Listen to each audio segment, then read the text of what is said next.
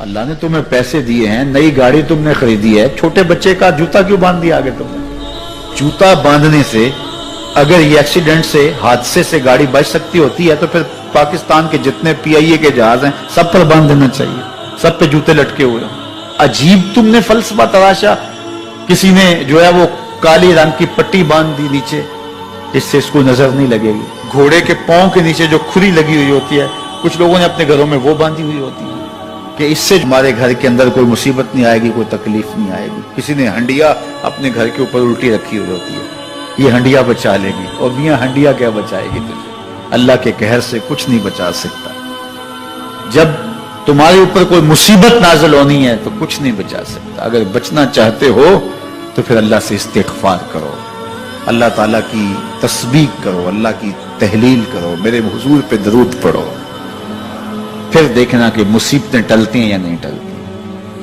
تو یہ خام خواہ کے رکیے اور یہ عامل لوگ جو ہیں ان کا تو کام ہی یہی ہے. ان کا کام چلتا ہے لوگ ذوف الاعتقادی میں مبتلا رہے اور یہ کہہ دیتے ہیں کہ آپ کے خاندان میں ایک منحوس عورت ہے, یہ اس کا کیا ہوا ہے, تو کوئی نہ کوئی منحوس تو پہلے ہی انہوں نے طے کر رکھی ہوتی ہے, فوراً ذہن وہاں جا کلک ہو جاتا ہے. اس کا نون سے نام شروع ہوتا ہے, اس کا کاف سے نام شروع ہوتا ہے, اس کا جیم سے نام شروع ہوتا ہے, تو پورے خاندان میں کسی کا نام کاف, نون یا جیم سے تو شروع ہوتا ہی ہوگا. یا دوستوں میں تو فوراً ذہن جو ہے ادھر منتقل ہو گیا. اب یہ بابا جی نے بتا دیا ہے, ہاں ہاں ہاں اس نے یہ بات کی تھی, کچھ باتیں یاد آنے لگی. اس کاف سے شروع ہونے والے نام کے ساتھ نفرت پیدا ہو گئی. اس بابے نے نفرت کا کاروبار کیا. اس نے تو 100 روپے 200 روپے لے لیے, لیکن دو انسانوں کے اندر نفرت ڈال دی. اس کا گریبان کل قیامت کے دن پکڑا جائے گا. ان ملنگوں کے پاس, ان ذوف الاعتقادی کو پھیلانے والوں کے پاس کبھی نہ جاؤ.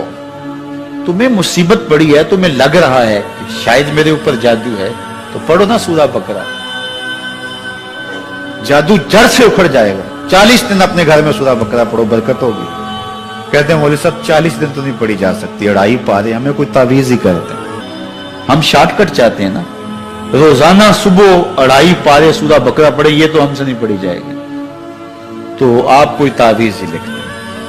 کاروبار میں برکت نہیں, میں کہتا ہوں پڑھو نا سورہ واقعہ, 3 رکوع ہیں, برکت ہوگی. ہم کہتے ہیں ہمیں تعویذ ملنا چاہیے, بس وہ ہم گلے میں رکھ دیں, بٹوے میں رکھ لیں, پرس میں رکھ لیں, اور ہمارا کام ہو جائے, ہمیں کچھ بھی نہ پڑھنا پڑے, ہمیں وضو تک نہ کرنا پڑے, نماز نہ پڑھنی پڑے, اور برکت ہو جائے. ایسے برکت تو نہیں آتی. اس لیے چھوڑو ان کی جان, آؤ قرآن مجید پہ آؤ, آؤ سجدوں پہ آؤ, آؤ دعاؤں پہ آؤ.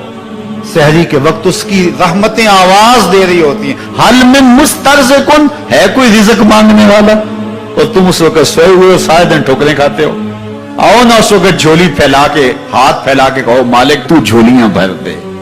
تو پھر دیکھنا میرا بیٹا سالم مشرکین کی قید میں ہے اور میں فاقوں کی حالت میں ہوں. تو فرمایا آل محمد کے پاس ایک سیر جو ہیں, بس اس کے علاوہ ہمارے پاس بھی کھانے کے لیے دنیاوی اسباب نہیں ہیں. کہا صبر کرو اور اللہ سے ڈرو, اور لا حول ولا قوت الا باللہ کثرت کے ساتھ پڑھو. یہ ایسا وظیفہ ہے, ایک حدیث پاک میں آتا ہے کہ یہ 99 بیماریوں کا علاج ہے. اس میں سب سے کم درجے کی بیماری ہم اور غم ہے. یہ دکھوں کا مداوع ہے, مشکلات کا علاج ہے, اور یہ وظیفہ میرے حضور نے بتایا. حضرت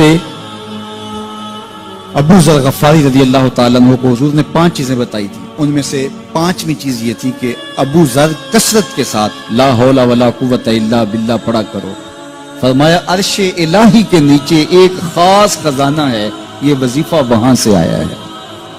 یہ زندگی میں معمول بنا لو, جب پھنس جاؤ, مشکلات میں آ جاؤ, تو لا حول ولا قوت الا باللہ پڑھو, اللہ راستے کھولے گا. تو حضور نے 3 چیزیں فرمائی, اللہ سے ڈرو, صبر کرو, اور کثرت کے ساتھ لا حول ولا قوت الا باللہ پڑھو.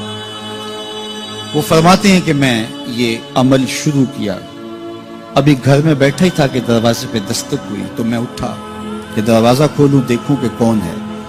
تو دروازہ کھولا, دیکھا میرا بیٹا کھڑا ہے اور اس کے پیچھے 100 اونٹ کھڑے ہیں. تو میں نے کہا کہ تم اور یہ اونٹ؟ کہا مجھے موقع لگ گیا, میں ان کی قید سے بھاگ آیا. وَيَرْزُقْهُ مِنْ حَيْثُ لَا يَحْتَسِبُ، وہ تمہیں وہاں سے رزق دے گا جہاں سے تمہیں گمان بھی نہیں۔ اس کے ہو کے تو دیکھو، اللہ اکبر، اللہ کے ہو جاؤ تو پھر وہ تمہاری ضرورتوں کا کفیل ہو جائے۔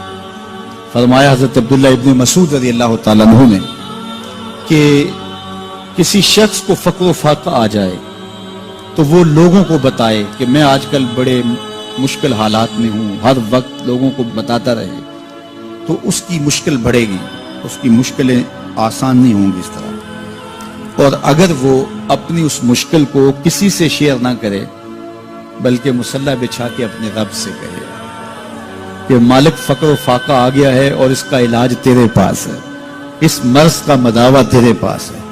حضرت عبداللہ ابن مسعود فرماتے ہیں کہ رسول کریم نے فرمایا جلد یا بدیر اللہ اس کو مالا مال فرما دے گا۔ یہ بھی کبھی کر کے دیکھو، مشکل آ جائے، فاقہ آ جائے۔ اور قرآن مجید کا دل سورہ یاسین ہے، جس نے ایک مرتبہ سورہ یاسین کی تلاوت کی اللہ 10 مرتبہ قرآن پڑھنے کا ثواب عطا کرے۔ اور کتنا بڑا اجر ہے، آپ ایک سال میں بھی شاید 10 قرآن مجید نہ ختم کر سکیں اور سورہ یاسین پڑھیں تو 10 مرتبہ قرآن مجید پڑھنے کا ثواب نصیب ہوگا۔ تو اپنی صبح کا آغاز سورہ یاسین سے کیا کریں، نماز فجر کے بعد اشراق تک سورہ یاسین پڑھ لیا کریں۔ سورہ یاسین اگر آپ پڑھ کے اپنے دن کا آغاز کرتے ہیں، آپ کا سارا دن خیر سے گزرے گا۔ اس دن اگر کاروبار کریں گے تو برکت ہوگی، اس دن بہت ساری بیماریوں سے، آفات و بلیات ارضیہ و سماویہ سے بچے رہیں گے، لوگوں کے شر سے، حادثات سے محفوظ رہیں گے۔ میرے حضور نے ارشاد فرمایا قرآن مجید میں ایک سورت ہے جس کی 30 آیات ہیں، اگر کوئی شخص اس کی تلاوت کرتا ہے تو وہ سورت پڑھنے والے کی شفاعت کرتی ہے، اور اتنی بار شفاعت کرتی ہے کہ اس کو بخشوا کے چھوڑتی ہے۔ وہ سورت کون سی ہے؟ وَهِيَ تَبَارَكَ الَّذِي بِيَدِهِ الْمُلْكُ، یہ سورۃ الملک ہے، 30 آیتیں ہیں۔ جو شخص اس کی تلاوت کرے یہ اتنی بار سفارش اللہ کی بارگاہ میں کرتی ہے کہ اپنے پڑھنے والے کو بخشوا کے چھوڑتی ہے۔ تو اپنے دن کا آغاز سورہ یاسین سے کریں اور اپنی شب کا آغاز سورہ ملک سے کریں۔ سونے سے پہلے سورہ ملک کی تلاوت ضرور کر لیں، انشاءاللہ اس سے رات برکت سے گزرے گی۔ جس نے ایک دن میں 100 مرتبہ سبحان اللہ و بحمدہ پڑھا، کتنی مرتبہ؟ 100 مرتبہ کیا پڑھا؟ سبحان اللہ و بحمدہ، فرمایا کہ اس کے گناہ سمندر کی جھاگ کے برابر بھی ہوں تو اللہ معاف فرما دے گا۔ تو یہ اپنے وظائف میں شامل کر لیجئے، سبحان اللہ و بحمدہ۔ اور حدیث بخاری ہے کہ 2 کلمے ایسے ہیں جو اللہ کو محبوب ہیں اور زبان پر مشکل نہیں، زبان پر بڑے آسان ہیں، اور جب میزان پہ رکھے جائیں گے تو پلڑے کو جھکا دیں گے، بڑے بھاری ہیں میزان پہ۔ وہ 2 کلمے یہی ہیں، سبحان اللہ و بحمدہ، سبحان اللہ العظیم۔ تو اگر اس کو 100 مرتبہ روزانہ پڑھے تو سمندر کی جھاگ کے برابر بھی گناہ ہو تو اللہ معاف فرما دیتا ہے۔ اللہ فرماتا ہے ما یفعل اللہ بعذابکم، وہ تمہیں عذاب دے کے کیا کرے گا؟ ذرا لہجہ دیکھیے، ذرا انداز، ما یفعل اللہ بعذابکم، وہ تمہیں عذاب دے کے کیا کرے گا؟ تم اس کی مخلوق ہو، اپنے دستے قدرت سے اس نے تمہیں بنایا ہے، تو وہ تمہیں عذاب دے کے کیا کرے گا؟ اس کی ضرورت نہیں ہے کہ تمہیں عذاب دے، نہ اس کی چاہت ہے کہ تمہیں عذاب دے، کوئی خود چھلانگے لگائے تو اس کی مرضی۔ فرمایا کہ ما یفعل اللہ بعذابکم، وہ تمہیں عذاب دے کے کیا کرے گا؟ ان شکرتم و آمنتم، اگر تم شکر ادا کرو اور ایمان لاؤ تو وہ تو قدردان ہے جو کوئی اس کا شکر کرتا ہے اور جو اس پر ایمان لاتا ہے۔ تو اللہ اس کے لیے عذاب نہیں رکھا، اس کے لیے رحمتیں رکھی ہوئی ہیں۔ تمہیں دست قدرت سے بنایا ہے اور وہ تمہیں خوش دیکھنا چاہتا ہے، تمہیں خوشحال دیکھنا چاہتا ہے، تمہیں سرشار دیکھنا چاہتا ہے، تمہیں نہال دیکھنا چاہتا ہے، تمہاری زندگی کو خوشگوار دیکھنا چاہتا ہے۔ تم نے اپنے آپ کو خود اپنے اعمال کی وجہ سے مصیبتوں میں ڈالا ہے، تو کہا شکر کرنے کی عادت ڈال لو، دیکھنا پھر اللہ تعالیٰ جل شانہ کی رحمتیں تمہارے اوپر کس طرح اترتی ہیں، اس کی نوازشیں تمہارے اوپر کیسے برستی ہیں۔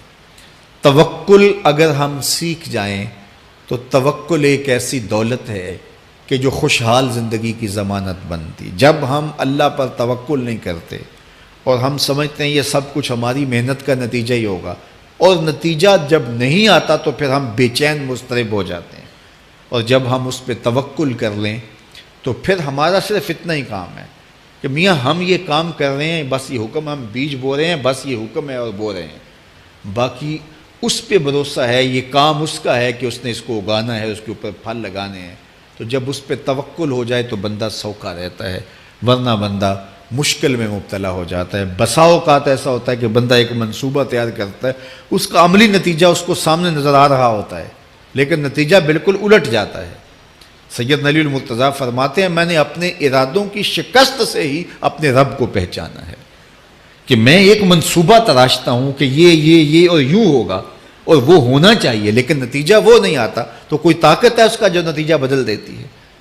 تو بندہ اس طاقت پہ یقین کرتے، اس پہ توکل کر کے جو ہے وہ اس پہ بھروسہ کر لے تو زندگی سوکھی ہو جاتی ہے. مغرب میں جو اللہ پر یقین نہیں رکھتے وہ خودکشی کر لیتے ہیں کہ یہ کیوں ہو گیا، ایسا نہیں ہونا چاہیے تھا. لیکن ہم خودکشی اس لیے نہیں کرتے، ہم کہتے ہیں میرا رب جس طرح چاہے اس طرح ہی ہوتا ہے، جو اس نے طے کیا ہوا ہے وہ کر کے رہتا ہے. اس لیے تم اس پہ توکل کر لو اور اس پہ بھروسہ کرو. حضور علیہ الصلوۃ والسلام نے فرمایا لو انکم توکلون علی اللہ حق توکلہ، اللہ پر توکل کرنے کا جو حق ہے اگر تم وہ ادا کر دے تو فرمایا اللہ تمہیں ایسے رزق عطا کرے جیسے پرندوں کو عطا کرتا ہے. ہمارا تو کاروبار ہے، یہ فیکٹری ہے، یہ دکان ہے، یہ ہماری نوکری ہے، ہم نے یہاں سے کمائی کرنی ہے. پرندوں کا کوئی کاروبار نہیں ہوتا، کوئی نوکری نہیں ہوتی، کوئی ٹھیا، کوئی اڈا نہیں ہوتا جہاں جا کے انہوں نے رزق کے لیے کوئی آغاز کرنا ہوتا ہے. بلکہ حضور نے فرمایا تغدو خماسا وتروح بطانا، جب وہ صبح گھر سے نکلتے ہیں تو خالی پیٹ نکلتے ہیں اور انہیں کوئی اپنی منزل کا تعین نہیں ہوتا، جدھر خیال آیا اڑ گئے ادھر. لیکن کبھی ایسا نہیں ہوا کہ شام کو خالی پیٹ واپس آئے ہوں. کہا وہ پیٹ بھر کے آتے ہیں. باہو بولے بن توکل پنچھی اڑ دے، خرچ نہ پلے زیرا ہو. جب گھر سے اڑتے ہیں تو ان کے پلے نہ کوئی خرچ ہوتا ہے، نہ راس المال ہوتا ہے، نہ کوئی اوزار ہوتے ہیں، نہ کوئی ہتھیار ہوتے ہیں، کچھ بھی نہیں ہوتا، یوں ہی گھر سے نکلتے ہیں، کبھی بھی خالی پیٹ نہیں آئے. فرمایا اگر اللہ پہ پرندے توکل کر لیں تو اللہ اسے بھی عطا کرتا ہے، تم توکل کرو گے تو تمہیں عطا نہیں کرے گا.